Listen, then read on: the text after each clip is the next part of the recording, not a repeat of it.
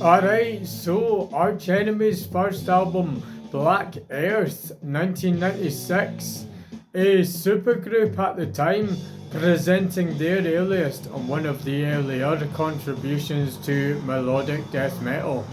So predominantly traditional death metal, very fast, very aggressive music, growled or screeched vocals, distorted down-tuned guitars, and double kicker heavy blast beats on the drums, but then pushing all of this in a more melodic kind of direction. So beginning with Bury Me an Angel, a very powerful, hard and fast start to the album, Lever really shouting out those angry vocals. He's got a growl similar to that of Randy Strife of Lamb of God, though has plenty of vocal lines and phrases during this tune and throughout the whole album, reminding you of Tom Araya of Slayer. The emotes work in some smooth, classic sounding metal guitar riffs and solos, and adding these extra layers of melody on the top. Daniel Ellinson unleashing his inner Dave Lombardo of Slayer on the drums. All of this giving you this new sound of melodic death metal. So you're not quite sure what it is. It's something not really heard before at the time, but then never moving too far away from the classic metal that has came before. This can be heard in the next tune, Dark Insanity, with a very Slayer-esque intro, a very Metallica-inspired guitar solo during, and a very Cradle of Filth style outro. Totally changing things up with tunes like Cosmic Retributions, having some very similar ideas to what In Flames were doing, recording the Jester Race at around about the same time, with a whole section of cool continental kind of vibes coming out on the acoustic guitar.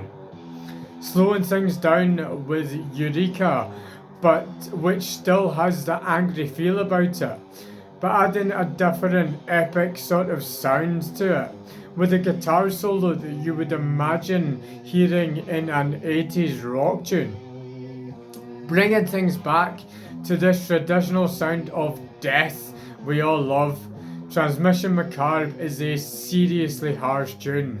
The musicians create an explosion of music here, with some brutal guitar riffs, some extremely angry vocals, and some full-on drums. You nearly need the interlude of Time Capsule afterwards. Finally, with Fields of Desolation, there's some 16th note running drums and matching bass, very sure it's an harmonic minor scale being used on the guitar here, and some dark vocals, creating a thunderous sound to end the album.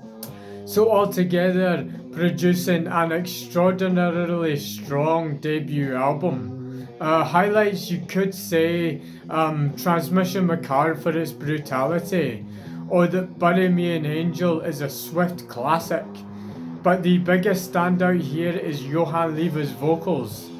So coming from Furball, he may not have the technical quality of vocalists like Joe McGlynn of Man Must Die, or even Angela Gosgo, who will succeed Lever after a couple albums.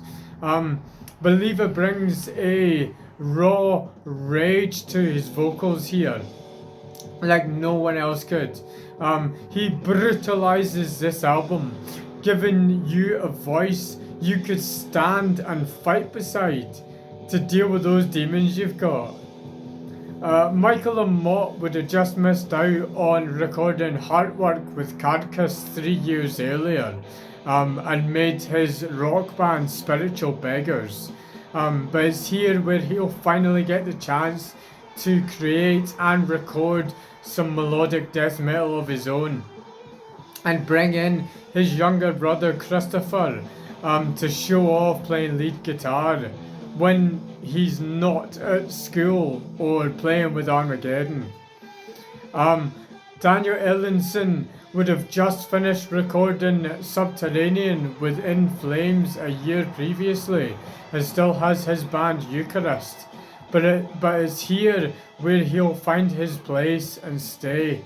So this is just the beginning of him showcasing his ability behind the kit.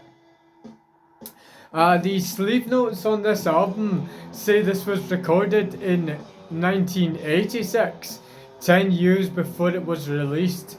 Now this makes no sense at all. This would precede so much. And Christopher Amott would only be 7 years old. Looked into this and couldn't find anything. So any light you could shed on this would be amazing. But whatever the case, this is an incredibly noteworthy album for a lot of reasons. So until next time, take it easy.